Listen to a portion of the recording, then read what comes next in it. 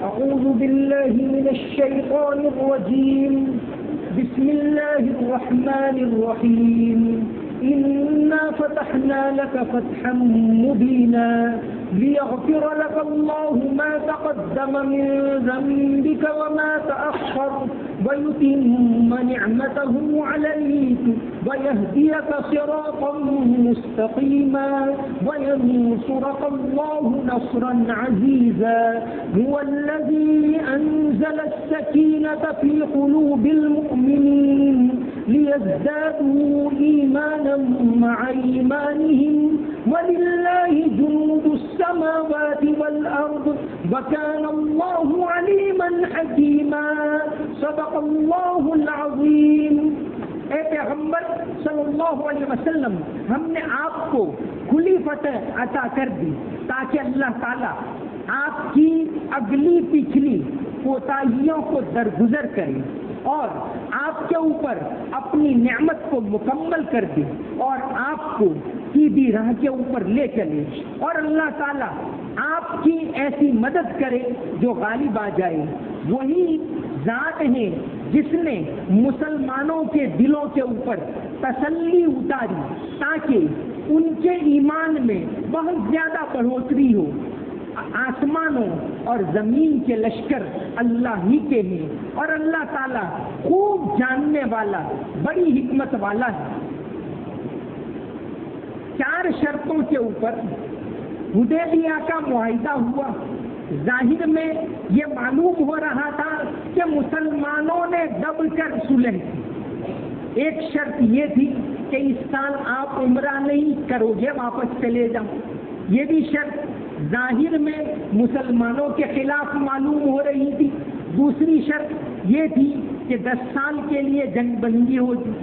تیسری شرط یہ تھی کہ مکہ سے کوئی بھاگ کر مدینہ آئے تو اس کو لوٹانا ہوگا اور مدینہ سے کوئی بھاگ کر مکہ آئے تو ہم لوٹائیں گے نہیں. یہ شرط بھی ظاہر میں مسلمانوں کے خلاف معلوم ہو رہی تھی. اور چوتھی شرط یہ تھی کہ جو قبیلے وہ مکہ والوں کے ساتھ یا مدینہ والوں کے ساتھ جس کے ساتھ معاہدہ کرنا چاہیں، جس کے ساتھ جڑنا چاہیں، جڑ سکتے. اب تک تو مکہ والے مدینہ والوں کو، مسلمانوں کو نعوذ باللہ باغی سمجھتے تھے، ان کو مانتے ہی نہیں. اب ایک طرح سے ان کے وجود کو مان لیے کہ بھئی جو تمہارے ساتھ جڑنا چاہے، تمہارا حلیف بننا چاہے وہ بھی صحیح، ہمارے ساتھ جو قبیلہ جڑنا چاہے وہ بھی صحیح. تو ایک طرح سے مان لیے.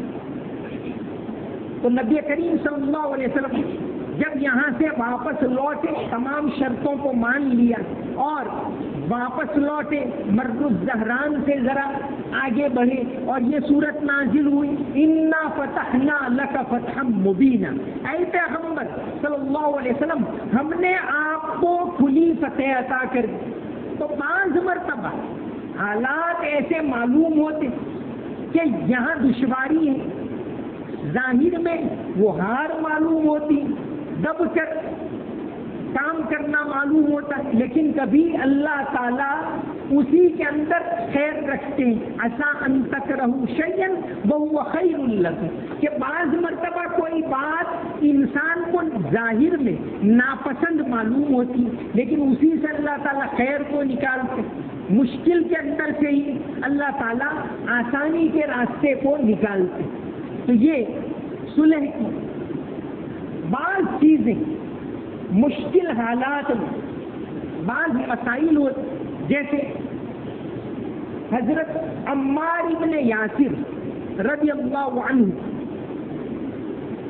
مکہ کے اندر بڑے پریشان مشرکین ان کو طرح طرح کی تکلیفیں دیتے تھے، ایذائیں دیتے تھے. حضرت عمار ابن یاسر ہیں، حضرت بلال ہیں وغیرہ بڑے، جو حضرت ابو بکر صدیق ہیں، کیونکہ ایک لحاظ انہوں نے بھی بہت قربانیاں دی، بہت بھی، یعنی اس امت میں بے شمار سب سے زیادہ، لیکن کیونکہ ایک تاجر بھی تھے آپ ایک پوزیشن رکھتے تو کسی نہ کسی طرح آپ محفوظ رہیں. لیکن بعض صحابہ کرام کو بہت زیادہ جھیلنا پڑا, تب جا کے یہ اسلام آگے بڑھا. تو حضرت عمار ابن یاسر, ان کو ایک مرتبہ ایسی تکلیفیں دی اور کنویں کے اندر لٹکا دیا مشرکین, اور کہا کہ ایسے الفاظ بولو تو ہم آپ کو نکالیں گے. ایک تو آپ صلی اللہ علیہ وسلم کی ذات کے خلاف الفاظ بلوائے اور بتوں کی شان میں الفاظ بلوائے, پھر ان کو چھوڑا, رہا ہوئے تو آپ صلی اللہ علیہ وسلم کے پاس آئے پچھتاتے ہوئے کہ اللہ کے نبی علیہ السلام آج تو یہ بات پیش آئی. آپ صلی اللہ علیہ وسلم نے فرمایا اس وقت تمہارے دل کی کیا حالت ہے؟ عرض کیا کہ اللہ کے نبی میرا دل تو اللہ کے اوپر, اللہ کے رسول علیہ السلام کے اوپر مطمئن تھا, میرے دل میں تو مضبوط ایمان, لیکن کیونکہ میں مجبور تھا تو مجھے ایسے الفاظ بولنے پڑے. آپ صلی اللہ علیہ وسلم نے فرمایا ان عادو فعود, کہ اگر اور کبھی بھی ایسا موقع آئے تو تم ایسے الفاظ بول کر اپنی جان چھڑوا سکتے. تو جہاں مشکل ترین حالات پیش آئے یہی الا من اکرہ وقلبہ مطمئن بالایمان, اس آیت کے اوپر مفسرین نے حضرت عمار کا واقعہ لکھا. تو چونکہ ہم ایسے ملک کے اندر رہتے ہیں جہاں ظاہر میں مائنورٹی, ایک تو ہے عزیمت اور ایک ہے رخصت. جیسے سفر میں روزہ نہ رکھنا رخصت, لیکن اگر آدمی آسانی میں ہے, طاقتور ہے, تو پھر اس کو عزیمت پر عمل کرنا چاہیے, روزہ رکھنا چاہیے. لیکن اگر کمزور ہے تو پھر اس کے لیے رخصت ہے. تو آدمی عزیمت کے اوپر ایمان کے بارے میں اور ایسی باتوں کے بارے میں عزیمت کے اوپر عمل کرے. لیکن حضرت عمار نے رخصت کے اوپر عمل کیا اور پھر ظاہر میں وہ الفاظ زبان سے بولے. آدمی جب مجبور ہو تو اس کی گنجائش ہوتی ہے. یہ سورہ عطا امر اللہ سورہ نحل کی اس آیت کی تفسیر میں حضرت عمار کا واقعہ مفسرین نے لکھا ہے. تو حالات کے لحاظ نبی کریم صلی اللہ علیہ وسلم نے بھی حالات کے پیش نظر ایک معاہدہ کر لیا. مسلمانوں کو تو یہی لگتا تھا کہ اس کے اندر ہار بات, کیونکہ آج کل دنیا کے ملکوں میں ایک نیا طریقہ چل پڑا ہے, میجورٹی اور مائنورٹی, بہومتی اور لگھومتی. پرانے زمانے میں اس طرح کی باتیں نہیں. تو اب آج کے زمانے میں فقہ یعنی اسلامی جو مسائل میں علماء نے ایک نیا باب شروع کیا, فقہ الاقلیہ, کہ اگر مائنورٹی میں کسی ملک میں ہو مسلمان تو وہاں پھر بعض مسائل کے اندر گنجائش نکلتی, جہاں میجورٹی میں, جیسے جن ملکوں میں مسلمان میجورٹی میں وہاں تو وہ اسلامی سزاؤں کو قائم کر سکتے, جہاں مائنورٹی میں تو وہ ان کے لیے گنجائش ہی نہیں, ان کو تو ملک کا جو قانون ہے اس کے اوپر عمل کرنا ہوگا. تو مائنورٹی اقلیت, اس کے اوپر سے آج کل فقہ کے اندر ایک باب جوڑا ہے فقہ الاقلیہ, اور یہ مسئلہ سب سے پہلے پیش آیا 11 ستمبر کے بعد. 11 ستمبر کا جو واقعہ پیش آیا 2001 میں, اور ایک محمد عبد الرشید کر کے کوئی امریکن آرمی میں, انہوں نے علامہ یوسف قرضاوی کو فتویٰ پوچھا کہ اس وقت حالت یہ ہے کہ بھئی امریکہ سراسر غلط کر رہا ہے یا حملے کر رہا ہے, لیکن میں تو امریکی فوج کے اندر, امریکی فوج مجھے بھی بھیج رہی ہے وہاں, تو مجھے جانا چاہیے یا نہیں, اسلامی روح سے میرے لیے کیا.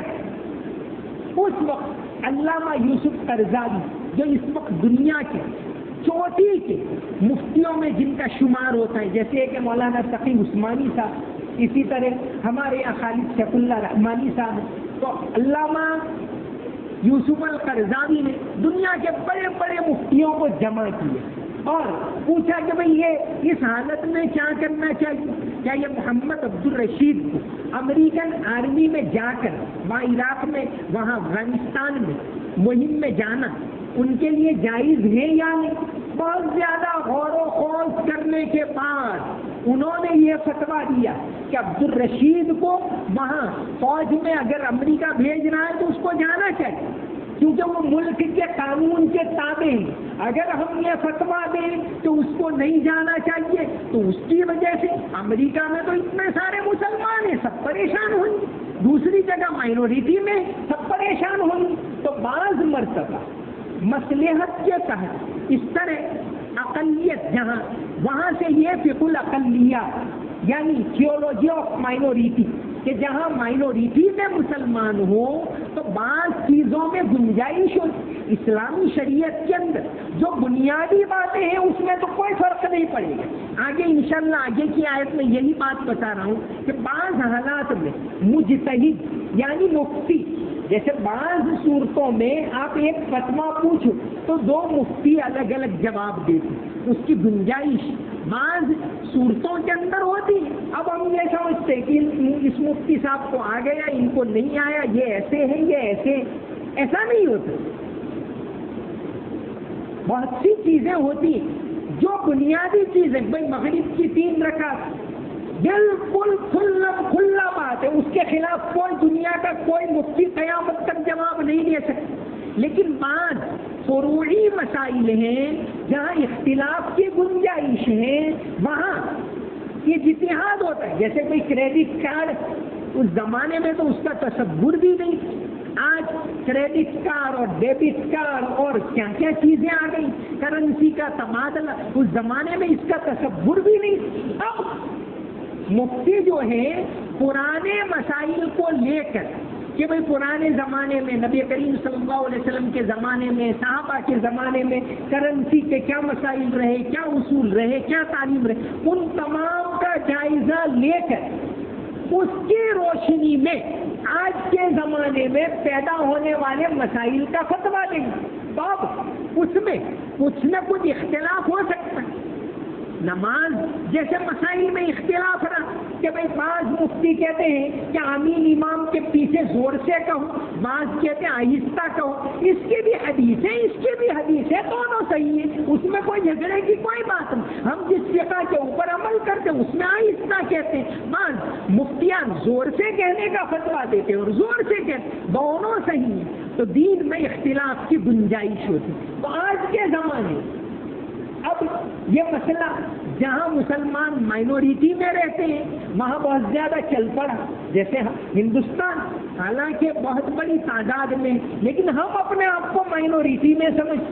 تو اب بعض مسائل جو میجورٹی میں رہتے ہوں اس کے برخلاف ہوں، جیسے یہاں مسئلہ پیش آتا ہے کہ کوئی دیوالی کی مٹھائی لے سکتے ہیں کہ نہیں۔ مسلم ملکوں میں تو مسئلہ ہے ہی نہیں، سعودی عرب میں یا مصر میں یہ مسئلہ ہے ہی نہیں، یہاں یہ مسئلہ پیش آتا ہے۔ یہاں کے مفتیوں نے غور کیا اور پھر اس کے مطابق شریعت کی روشنی میں فیصلہ کیا کہ ہاں فتویٰ یہ ہے کہ دیوالی کی مٹھائی لے سکتے، کوئی آدمی تقویٰ کے اوپر عمل کرے کہ بھئی لے لی لیکن اس کو نہ کھائے تو وہ اس کا اپنا عمل ہے، وہ بھی اچھا کر رہا ہے، وہ غلط نہیں کر رہا، لیکن ایسے مسائل تو حالات کے مطابق اسلام نے عمل کرنے کی شریعت کی روشنی میں، قرآن حدیث کی تعلیم کی روشنی میں اس میں ذرہ برابر بدلاؤ نہیں آئے گا، اس کے مطابق عمل کرنے کی گنجائش کی۔ تو یہ 4 شرطوں کے اوپر معاہدہ کیا اور آپ صلی اللہ علیہ وسلم واپس آئے۔ اب یہ سارا جو بیک گراؤنڈ 2 دن 3 دن بتایا اس کے مطابق پھر انشاءاللہ یہ آیتیں سمجھ میں آئے گی۔ تو فرمایا اِنَّا فَتَحْنَا لَكَ فَتْحًا مُبِينًا، اے پیغمبر صلی اللہ علیہ وسلم ہم نے آپ کو کھلا جیت دے دی، فتح دے دی۔ ظاہر میں ہار معلوم ہو رہی لیکن آگے سب نے مان لیا۔ 2 سال کے بعد وہی مکہ فتح ہو گیا۔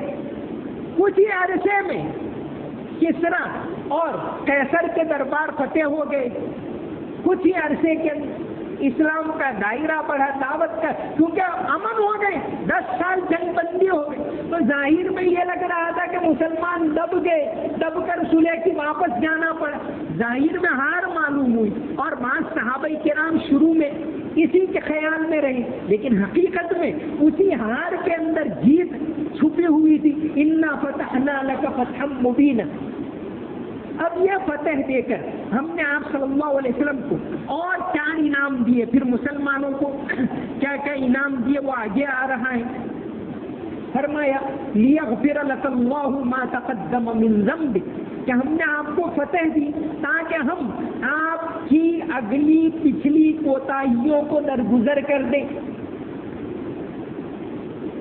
مسئلہ تو یہ ہے کہ اللہ کے نبی معصوم ہوتے، جتنے نبی معصوم یعنی ارادتاً کبھی بھی انہوں نے کوئی بھی گناہ نہیں کیا، یہ ہمارا عقیدہ ہے۔ سارے پیغمبر حضرت آدم علیہ السلام سے لے کر آپ صلی اللہ علیہ وسلم تک جتنے پیغمبر گزرے سب کے سب معصوم، بے گناہ، انہوں نے ارادے سے کوئی گناہ نہیں کیا۔ ہاں، ان سے کچھ کوتاہیاں کہ آپ صلی اللہ علیہ وسلم کو سجدہ سہو کرنا پڑا، یہ چوک اللہ کی طرف سے کروائی گئی، تو چونکہ امت کو تعلیم دینی، باقی ارادتاً نبی کبھی بھی کوئی گناہ نہیں کرتے، یہ ہمارا عقیدہ ہے، نبی معصوم ہوتے۔ تو فرمایا انا فتحنا لک فتحا مبینا، ہم نے آپ کو کھلی فتح دے دی، لیغفر لک اللہ ما تقدم من ذنبک وما تأخر، تاکہ اللہ تعالیٰ آپ کی اگلی پچھلی کوتاہیوں کو درگزر کر کے۔ آپ صلی اللہ علیہ وسلم کے گناہ تو کوئی بھی نہیں، بالکل معصوم ہے، کوئی انسان ایسا کہہ بھی نہیں سکتا، لیکن بعض مرتبہ ایسی ایک کہاوت ہے کہ حسنات الابرار سیئات المقربین، کہ جو عام نیک آدمیوں کے لیے نیکی کا کام ہوتا ہے وہ بڑوں کے لیے وہ تو گناہ ہے۔ کیسے کہ بھئی ایک آدمی ہے وہ کروڑ پتی، 1 کروڑ دینے کے قابل ہے، ایک دوسرا آدمی مزدور ہے 10 روپے کی دینے کے قابل ہے، اس نے 10 دیے، اور وہ کروڑ دینے کے قابل ہے، اس نے دیے 25,000، تو کہا جائے گا 25,000 والا غلط ہے اور یہ 10 روپے دینے والا صحیح۔ وہ ایک چوک ہے، اس کو اور زیادہ دینا چاہیے۔ تو جو عام نیک لوگ ہوتے ہیں وہ عام نیکیاں کرنے ان کے لیے کافی، لیکن جو اللہ کے قریب ہوتے ہیں ان کے یہاں تو بھائی ان کی اگر تہجد بھی چھوٹ گئی تو یہ صحیح نہیں ہوا، اور عام لوگ وہ فجر پڑھ لیتے ہیں جماعت کے ساتھ، ان کے لیے صحیح ہے۔ تو نبی کریم صلی اللہ علیہ وسلم کی چوک کیسے، شروع میں جب قرآن اترتا تھا تو آپ صلی اللہ علیہ وسلم کہیں بھول نہ جاؤ، ذہن سے نہ نکل جائے، حضرت جبریل علیہ السلام پڑھے، ان کے ساتھ ساتھ پڑھتے تھے، بار بار پڑھتے۔ اللہ تعالیٰ نے ٹوکا، فرمایا لا تحرک به لسانك لتعجل به ان علینا جمعه لا تحرک به لسانك لتعجل به، کہ آپ اس طرح جلد بازی نہ کیجیے۔ انسان یوں بھی فطری طور پر جلد باز، حضرت موسیٰ علیہ السلام طور پر جانے میں تھوڑی جلد بازی کی، اللہ تعالیٰ نے ٹوکا وما عجلک عن قومک یا موسیٰ۔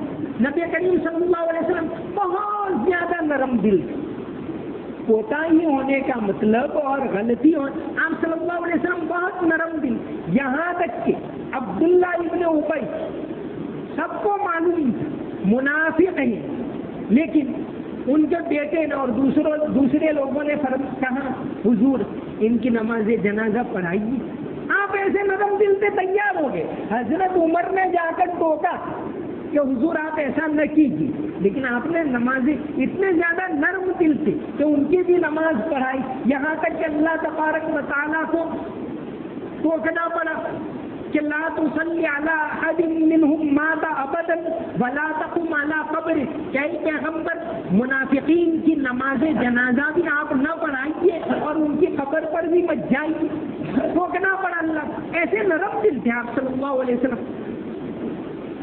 تو یہ کہ اللہ تعالیٰ آپ کی کوتاہیوں کو معاف کرے تو کوتاہی ہوتی ہے کس میں؟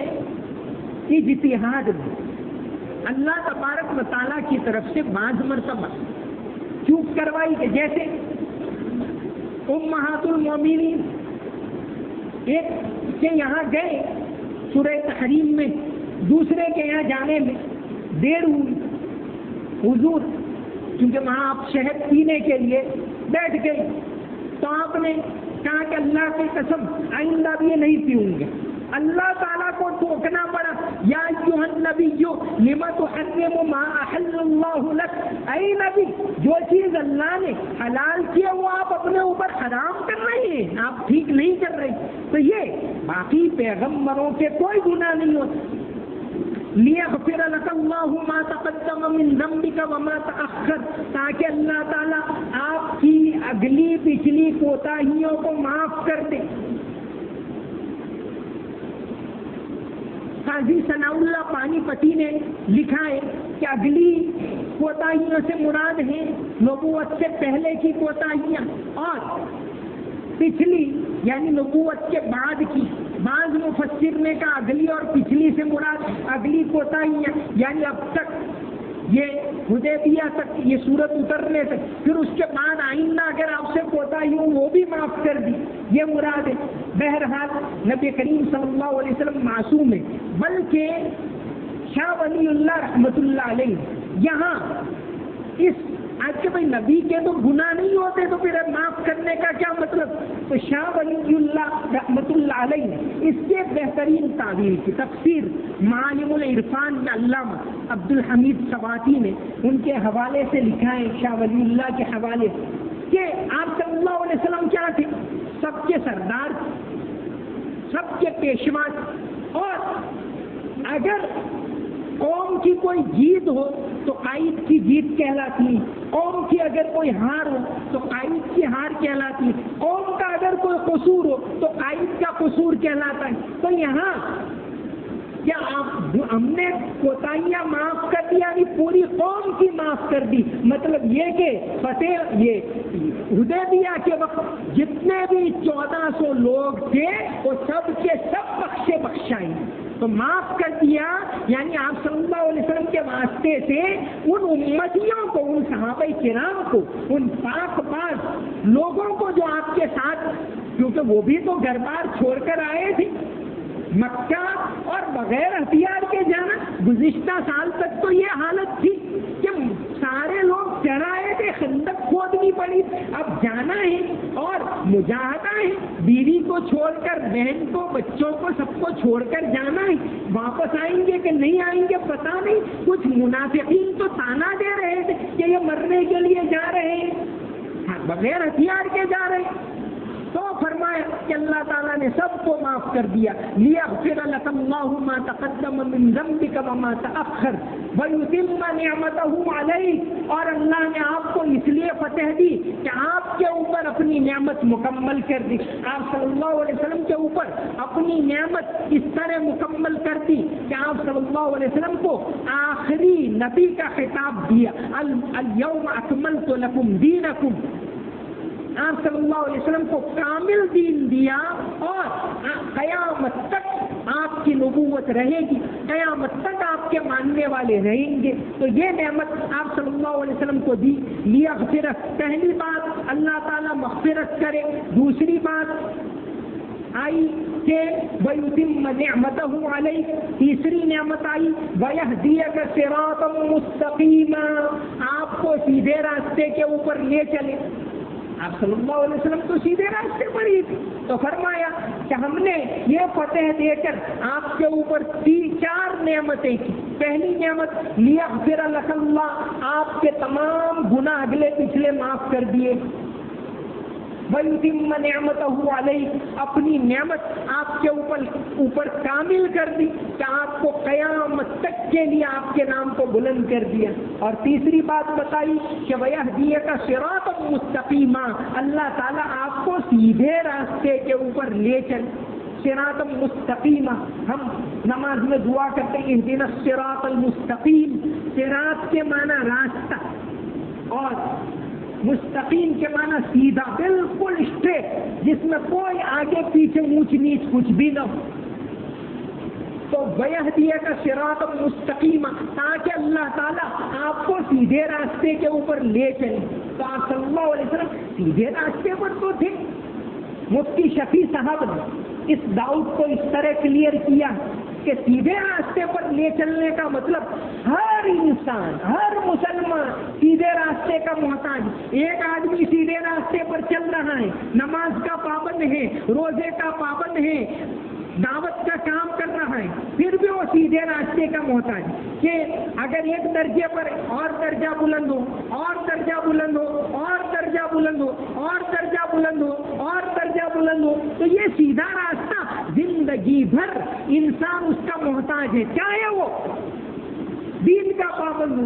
تو فرمایا کہ اللہ تعالیٰ آپ کے درجات کو اور زیادہ بلند کرے. سیدھے راستے پر لے چلنے کا مطلب یہ کہ اللہ تبارک و تعالیٰ نے آپ کے درجات کو اور بلند کیا، اور بلند کیا. حدیث شریف کے اندر آتا ہے، ام المومنین حضرت عائشہ رضی اللہ عنہا سے مروی کہ آپ صلی اللہ علیہ وسلم یوں تو ہمیشہ شروع سے رات کی نماز آپ لمبی پڑھتے تھے. یا ایھا المزمل قم اللیل الا قلیلا، بالکل شروع کی صورت آپ صلی اللہ علیہ وسلم رات کی نماز یعنی صبح سے پہلے فجر سے تہجد کی نماز بہت لمبی پڑھتے تھے، بہت لمبی پڑھتے. اور یہ آیتیں اترنے کے بعد تو اور زیادہ لمبی نمازیں پڑھنے لگے آپ.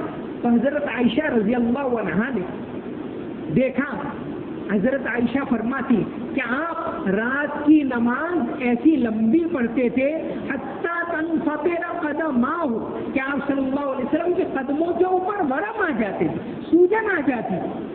تو میں نے عرض کیا، اے اللہ کے رسول آپ تو بخشے بخشائیں. اللہ تعالیٰ نے کہا لیغفر لک اللہ ما تقدم من ذنبک وما تاخر، اللہ تعالیٰ نے آپ کے تمام گناہ معاف کر دیے اور آپ بخشے بخشائیں، پھر بھی اتنی لمبی نمازیں پڑھتے، اتنی دعائیں کرتے. تو آپ صلی اللہ علیہ وسلم نے فرمایا افلا احب ان اکون عبدا شکورا، کہ کیا میں اللہ کا شکر گزار بندہ بننے کو پسند نہ کروں؟ اللہ نے میرے گناہ معاف کر دیے تو کیا میں اس کا شکریہ ادا نہ کروں؟ یا آپ صلی اللہ علیہ وسلم کی شان ہر ایک آدمی کے بس کی بات نہیں ہے کہ وہ اپنے آپ کو زیادہ مشقت میں ڈالے، لیکن جو اللہ کے قریبی لوگ ہوتے ہیں، جیسے میں نے کہا کہ حسنات الابرار سیئات المتقین، کہ جو ابرار یعنی عام نیک لوگ، اور مقربین کا مطلب اللہ کے بہت قریبی لوگ، تو ان کا مقام، ان کا طرز، ان کی عبادت، ان کا خوف، ان کا ذکر وہ الگ ہوتا، عام لوگ اس کو برداشت بھی نہیں کر سکتے. تو آپ صلی اللہ علیہ وسلم ایسی لمبی نمازیں پڑھتے تھے. حضرت عائشہ نے عرض کیا تو آپ نے فرمایا افلا احب ان اکون عبدا شکورا، کہ کیا میں اپنے آپ کو اللہ کا شکر گزار بندہ نہ بناؤں؟ اللہ نے مجھے معاف کر دیا تو میں اللہ تبارک و تعالیٰ کا شکریہ ادا نہ کروں؟ تو یہ تیسری نعمت. اور یہ نعمتیں آپ کے واسطے سے وہ 1400 لوگ جو آپ کے ساتھ تھے ان تمام کے اوپر کی جن کا تذکرہ، اور پھر یہ پورا واقعہ آیتوں کے اندر آ رہا ہے وما علینا الا البلاغ المبین. اللهم صل على محمد وعلى آل محمد وبارك وسلم. ربنا آتنا في الدنيا حسنة وفي الآخرة حسنة وقنا عذاب النار. ربنا لا تزغ قلوبنا بعد إذ هديتنا وهب لنا من لدنك رحمة إنك أنت الوهاب. اللهم اهدنا واهد بنا واجعلنا سببا لمن اهتدى. اللهم اهدنا الصراط المستقيم. اللهم اهدنا الصراط المستقيم صراط الذين أنعمت عليهم من النبيين والصديقين والشهداء والصالحين وحسن أولئك رفيقا. ربنا لا تجعلنا فتنة للقوم الظالمين ونجنا برحمتك من القوم الكافرين. یا اللہ ہمارے گناہوں کو معاف فرما، یا اللہ ہماری تمام کوتاہیوں کو معاف فرما. یا اللہ یہ مغفرت کا عشرہ چل رہا ہے، یا اللہ مغفرت کا عشرہ ختم ہونے کے قریب ہے. یا اللہ مغفرت کا عشرہ ختم ختم ہونے کے قریب ہیں یا اللہ رمضان کا مہینہ پائے اور جن کی مغفرت نہ ہو یا اللہ ان کے لیے حضرت جبریل امین نے بد دعا کی اور تیرے حبیب صلی اللہ علیہ وسلم نے آمین کہا. یا اللہ ہمیں اس بد دعا کے اندر شامل نہ فرما, ہماری مغفرت فرما, ہمارے گناہوں کو معاف فرما. یا اللہ ہمارے گناہوں کو معاف فرما. یا اللہ جہنم سے ہماری حفاظت فرما. یا اللہ جنت الفردوس میں ہم سب کو مقام نصیب فرما. یا اللہ تیرا خوف عطا فرما. یا اللہ صرف اور صرف تیرا خوف ہمارے دلوں میں عطا فرما. یا اللہ اوروں کا خوف, غیروں کا خوف, تیرے علاوہ کا خوف ہمارے دلوں سے نکال دے. یا اللہ ہمت عطا فرما, قوت عطا فرما, تندرستی عطا فرما, عافیت عطا فرما, امن و امان عطا فرما. یا اللہ سلامتی عطا فرما, سلامتی کے ساتھ دین کا کام کرنے کی توفیق عطا فرما.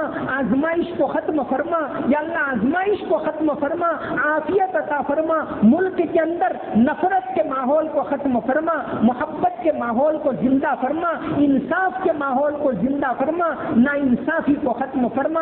یا اللہ ظلم و ستم کو ختم فرما. یا اللہ محبت کے بول کو بالا فرما, انسانیت کو بالا فرما, دین انسانیت کی دعوت کو اس ملک کے اندر عام فرما. یا اللہ صحیح سمجھ عطا فرما. یا اللہ صحیح سمجھ عطا فرما, ظلم و ستم کو ختم فرما. یا اللہ تو ظلم کو پسند نہیں کرتا. یا اللہ ظلم و ستم کو ختم فرما, عافیت کو پیدا فرما, امن و امان عطا فرما. یا اللہ ہم تو سلامتی چاہتے ہیں, ہم تو ہمارے بھائی کو ملے تو السلام علیکم کہتے ہیں. یا اللہ تو نے ہمیں سلامتی سکھائی ہے, تیرے حبیب صلی اللہ علیہ وسلم نے یسرو ولا تعسرو کی تعلیم دی ہے, آسانی کی تعلیم دی ہے. یا اللہ تو ہی اپنے فضل و کرم سے آسانی کا ماحول پیدا فرما. یا اللہ ہم نے جو کوتاہیاں کی, یا اللہ بھارت کے مسلمانوں نے جو بھی کوتاہیاں کی, جو بھی قصور کیے, یا اللہ جو بھی غفلت دعوت کے کام میں برتی, یا اللہ تو اپنے فضل و کرم سے معاف کر دے, اپنے فضل و کرم سے معاف کر دے. یا اللہ آزمائش کے دور کو ختم فرما. یا اللہ آزمائش کے دور کو ختم فرما. یا اللہ گودرا کے جو مظلومین ہیں, یا اللہ اپنے فضل و کرم سے عافیت کے ساتھ, عزت کے ساتھ, سرخ روئی کے ساتھ انہیں رہائی عطا فرما. یا اللہ بہت لمبی ان کی آزمائش ہوئی, ان کے گھر والوں کی آزمائش ہوئی. یا اللہ بہت زیادہ تمام مسلمانوں کی جانب سے یا اللہ تو نے ان کو آزمایا, اب آزمائش کے دور کو ختم فرما. یا اللہ عافیت عطا فرما. یا اللہ عافیت عطا فرما. یا اللہ سلامتی عطا فرما. یا اللہ دینداری عطا فرما, بدعتوں کو ختم فرما, سنتوں کو زندہ فرما, گمراہی کو ختم فرما, دینداری کو زندہ فرما. قرآن کی محبت ہم سب کو عطا فرما. یا اللہ قرآن کی تلاوت کرنے کی توفیق عطا فرما, تیرے سامنے ہاتھ پھیلانے کی توفیق عطا فرما, تو جسے مانگنے کی توفیق عطا فرما. یا اللہ دعا کرنے کی فضیلت تیرے حبیب صلی اللہ علیہ وسلم نے بتائی, دعا مخل عبادت فرمایا. یا اللہ لیکن ہم تجھ سے مانگنے سے دور ہیں, تجھ سے دعا کرنے سے دور ہیں. یا اللہ ہمیں مانگنے کی توفیق عطا فرما. یا اللہ ہمیں صرف اور صرف تیرا محتاج بنا, کسی اور کا محتاج نہ بنا. یا اللہ کسی اور کا محتاج نہ بنا. ہر طرح کی بیماریوں سے ہماری حفاظت فرما. ہمیں مسجدوں کو آباد کرنے والا بنا, ایک ہو کر مل جل کر قوم کی ترقی کے لیے کام کرنے کی توفیق عطا فرما. اللهم صل على محمد وعلى ال محمد وبارك وسلم.